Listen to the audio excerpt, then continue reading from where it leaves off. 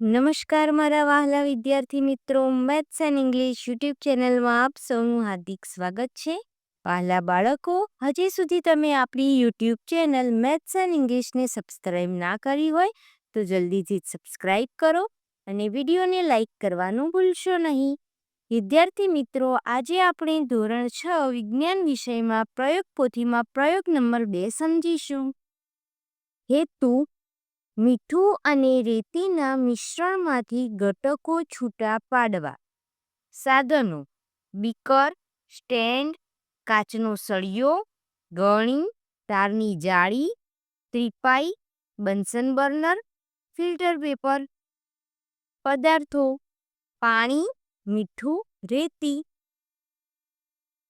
અહીં આકૃતિ દોરો. વિદ્યાર્થી મિત્રો, તમારે પ્રયોગની ઉપરોક્ત આકૃતિ જોઈને તેના જેવી જ નામ નિર્દેશવાળી અહીં આકૃતિ દોરવાની રહેશે. પદ્ધતિ: મીઠું અને રેતીના મિશ્રણને બીકરમાં લઈ તેમાં પાણી ઉમેરો.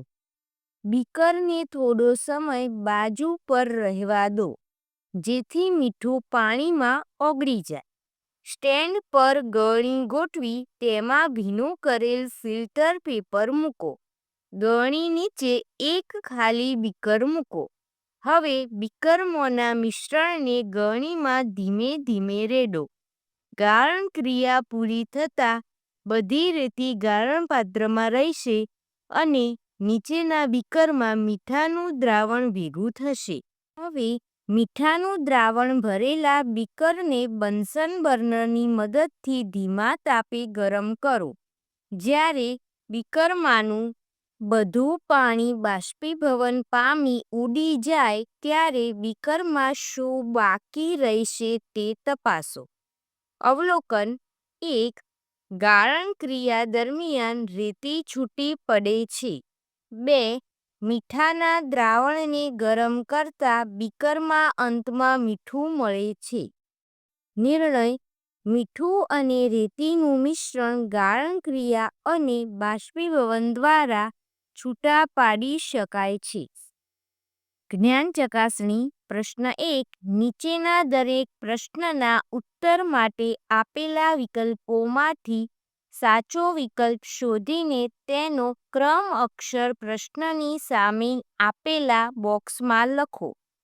નંબર 1. ખારી સિંગના ફોતરા દૂર કરવા કઈ પદ્ધતિનો ઉપયોગ થાય છે? A. વીણવું, B. છડવું, C. ચાળવું, D. ઉપણવું. જવાબ: ઉપણવું, ઓપ્શન ડી. નંબર 2. એકબીજામાં ન ભળે તેવા બે પ્રવાહી પદાર્થોના મિશ્રણમાંથી ઘટકો છૂટા કરવા માટે કઈ પદ્ધતિ વપરાય છે? A.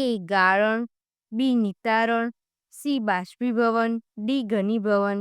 જવાબ: ઓપ્શન બી, નિતારણ. નંબર 3.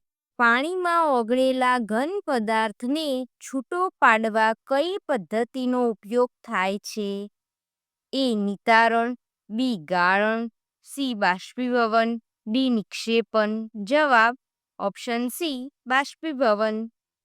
પ્રશ્ન નંબર 2. વ્યાખ્યા આપો.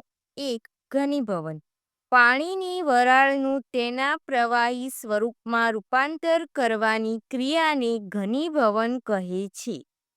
2. સંતૃપ્ત દ્રાવણ: ચોક્કસ તાપમાને જે દ્રાવણમાં દ્રાવ્ય પદાર્થ વધુમાં વધુ ઓગળેલ હોય અને હવે પછી વધુ દ્રાવ્ય ઓગાળી શકાય નહીં તે દ્રાવણને સંતૃપ્ત દ્રાવણ કહે છે.